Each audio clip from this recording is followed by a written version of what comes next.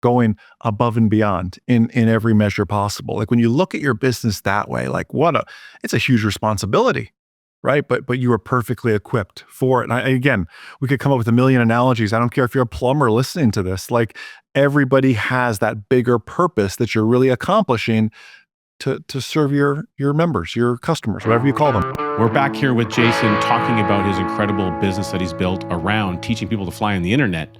And now time has shifted. There's a pivot point, and he's going in a different direction. We're using artificial intelligence to help people invest better. It's a pretty big difference, Jason. What's happening here? How did you go from getting people up in the air to now getting their investments up in the air? Where's the difference here? I like the analogy. So after 16 years of labor and work, we were approached by private equity and had the privilege to sell, which is probably a whole nother podcast topic for another day, because we lost the first deal. Like, again, talk about in every adversity, there's a seed of a greater advantage, right? Again, we'll save that for a future episode, perhaps, but you're exactly right. My wife and I'm 36, she's 34. We're sitting there looking at each other going, okay, this is great. There's money in the bank. Like, what are we going to do next? Like, we can't just, I don't play golf. Like, what are we going to do all day?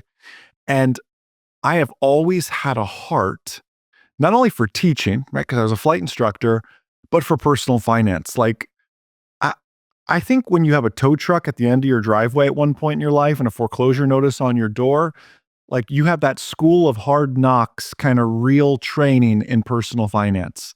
When you've been behind on taxes, whatever it may be, like I have been all of those things, and was able to really crawl my way out of those. And unfortunately, I didn't have that finance mentor to kind of take me by the hand along the way. Like my wife and I, we just figured this out the hard way, unfortunately.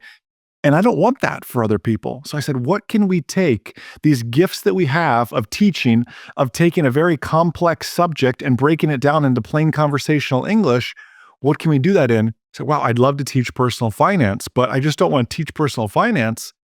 I want to give people the technology to empower them to do something with it.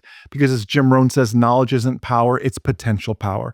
I can tell you all about budgeting and envelope style savings and paying yourself first. And all of that sounds so great. But if you don't do it or don't know how to do it, what good is it? We can talk about retirement accounts, but what good is it if you're not willing to put yourself out there and actually do it? So we began to build the technology around that. And of course, with artificial intelligence coming up, I began to think, wow, we were using, it sounds crazy, even in our aviation business, using large language models, thinking there's so much data. And by the way, I can back test 30 years of the S&P 500 against my algorithms and everything else. So I set out, I hired the quants, the really, really smart, math people and everything else. I said, there's something out here. I'm not trying to create a bunch of day traders. I'm going after the 30-year-old firefighter who is making $60,000 a year, but he doesn't understand, why do I have more month than I have money?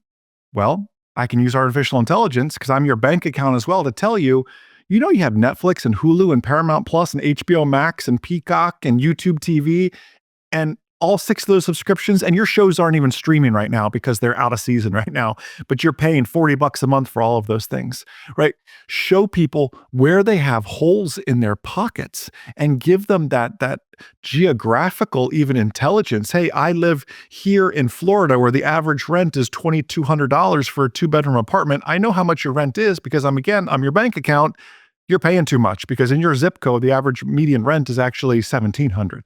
And help people, and really the right word to use is steward them along in their journey, because people believe the system, and this so well, they believe the system is rigged against them. In reality, they need to understand the rules of the game. Money and health are 2 things that everyone is thrown into. It is a game. You are thrown into the arena whether you like it or not. So do you stand there and get booed at because you don't know the rules? It's like the first time you play Monopoly. You're like, I hate this game. Like, I don't even understand the rules. And then by the second time around, you're like, all right, I'm starting to get some strategy. And the third time around, my 7-year-old's figuring it out, right? Like we just have to understand the rules of the game we're playing. And most importantly, I know you resonate with the statement is you have to put the power back into the people. I don't want to be your investment advisor. It's your money. You earned it. Mm. Like, here's the tools. You can choose to use my guardrails that I've put up there for you. But if you want to go crazy, I used to use the analogy go crazy and put it all in Bitcoin. I mean, they'd be really smart if they did that right now. That's my speculation money, right? Um, but you can use my guardrails or you don't have to use them, right? It's your choice. It's your money. You earned it. It's just one more fact, and then I'll let us segue to the next kind of avenue. But I just read it the other day: 70% of mutual fund managers don't invest in their own funds. It's like it's these startling stats. Like, so I want to empower people to be in charge of their money that they earned, to grow it and to plant these seeds to grow into big things. I'm glad you identified that because, we've long said in our practice and what we do is that banks don't invest in their own products. They create products. They're creating those products for consumers. Yeah, And you are the product you're in the that product. environment, And, right? Isn't and that crazy? so if a bank isn't willing to invest in the thing that they created for you, that Yeah, should be some kind of an indicator that you should start questioning. Doesn't mean it's not good, bad, or otherwise, but it's an important question to start asking. It changes the way that we think about these things. And what I think I hear you saying, Jason, and you can correct me if I'm wrong, is that you're building and creating Moolah in such a way where it's going to do some of the thinking effort for mhm, consumers to do some of that look back activity and a little bit absolutely. of the look around activity. It's kind of like you're taking the financial airplane up to 5,000 feet. So you can get a Yeah, really good look at what's on around you, what's behind, yes, what's moving forward. You can see where the landing strip is. You can start to make yeah, intentional decisions about what direction you need to throttle the airplane at. And that's kind of right, what I think you're trying to build. And so, you know, as an example, I've had clients who, softwares are a big thing these days. Everyone's got some kind of software that they're paying for or right, subscriptions to some degree. right. And often with many subscriptions, you can get a pretty vast discount by paying for them Sure, annually, which sure. on the surface looks really, really good. And for some Yeah, people, phenomenal. I know many people who've had drastic impact by doing that. But if we don't have the behavior or the habit in place to make sure that you know that mhm, that's coming up again, if you're not already in a place where you understand how to pay yourself first in some right, effective way, you went from a $10 a month expense that you now cut down to $5 a month, but you're not right. making the $10 payment to yourself to make sure the money's Yeah, there. You're going to go yeah. backwards instead of forwards. And that's the Well, type of thing that I think people can compute kind of very immediately. Oh, wow, 30% savings. That sounds like a great deal. But then right. they don't realize that it's only a good deal if their behavior matches the deal. You were spot on. You were spot on. And to continue your aviation analogy, Moolah is your instrument panel. My instrument panel in my airplane can tell me what just happened 30 seconds ago, what's happening right now, and what's likely to happen in the next 30 seconds if I keep doing what I'm doing. I'm climbing, I'm descending, I'm turning, whatever it is. Where is that same thing in our finances? Why do people have more month than they have money? Well, dummy, you went to Best Buy and bought a flat screen TV back on the 12th when you got your tax refund, and you probably shouldn't have. We don't call anybody dummy, by the way. It's just sometimes I get passionate about this sort of stuff, right? Um, that's the kind of intel they need. And then empowering them to pay themselves first. So my mother, still to this day, uses the envelope budgeting system with physical envelopes. I said, I can digitize this very easily. So we call them pockets.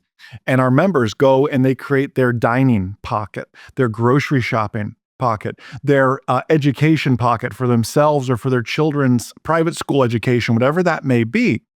And they're able to save in these individual pockets. And from a user experience standpoint, it could look like you have 50 different little bank accounts. It's all just, we use our technology to kind of divide the money up to display it that way.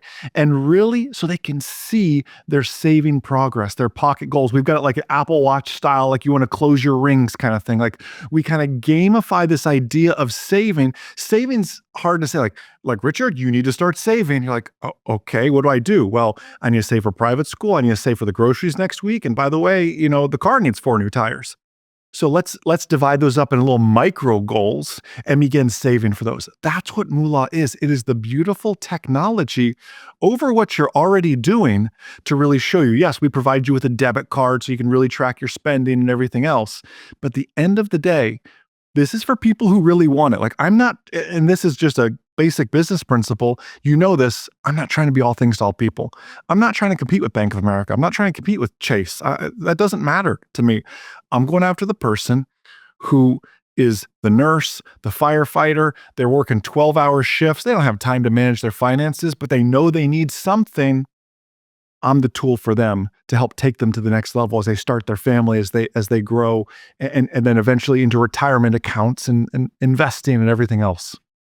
Well, I love how you separated those two differences because saving and investing Mhm. are two different things, and not Yes. not only the act, but the activities that go in. So, I'll share this with you, Jason. Doing events with people all over Canada for a number of years, we had groups anywhere from 6 people to 50 people, and we would do that twice a month for like 6 years straight.